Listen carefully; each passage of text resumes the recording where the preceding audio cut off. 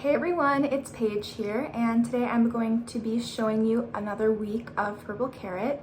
Let's go ahead and take a look at the meals I ordered. Here are all of the meals I'll be making this week. I have the pesto potato flatbread, dal makhani, this is gluten-free.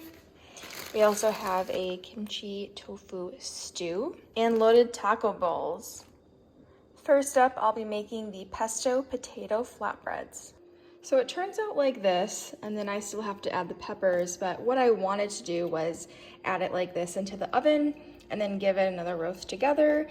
I did roast the zucchini and the potato separately, but I just wanted to give it a little extra oomph and then possibly add more flavors. However, this recipe had a ton of waste with the tofu, so I'm gonna have to make a scramble or something out of that. This dish will get a thumbs up. It was pretty easy to make, especially since they already included the pesto, so I did not have to make that by hand. Plus, that's a thumbs up for folks who might not have a blender or food processor. Other than that, like I mentioned, there is a ton of extra tofu, so that's something I'll have to use in another type of dish. But this is really good. It's flavorful. I will say that the peppers make the biggest difference, and I would definitely give it a 10 out of 10. Next, I'll be making the dal makhani.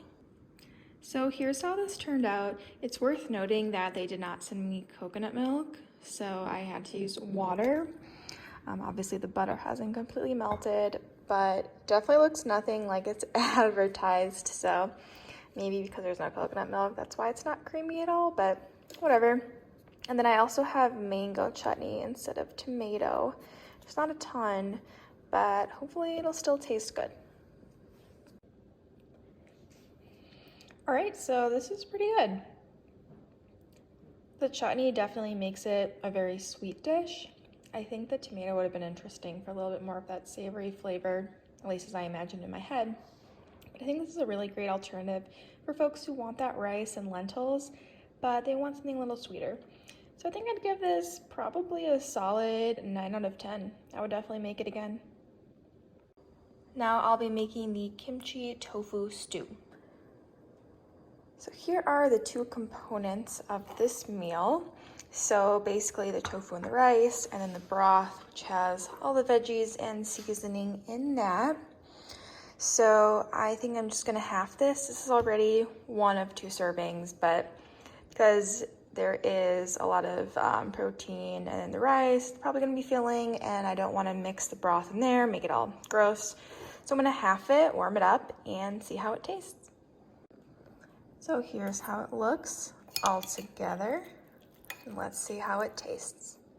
So it's good. It's not anything earth-shattering. I've never really been a fan of so many veggies in soup. When they're hard to chew, it's just a little difficult. But the broth itself is pretty decent, has very strong tomatoey flavor. Kind of just tastes like a basic tomato broth with the tofu. So it's good, but it's not something that I would want to make again necessarily. Probably give it a 6 out of 10. And last on the menu, I'll be making the loaded taco bowls. Here is the finished product. So I will say that the cauliflower rice, I don't have a specific rice setting on my food processor. So it's kind of more of like a mash, but fine with me. It mixes up with the beef crumble. Overall, I really like this dish. I thought these 2 flavors went together really, really well. The guac, I was really not a fan of. I think it has like a really strong lime.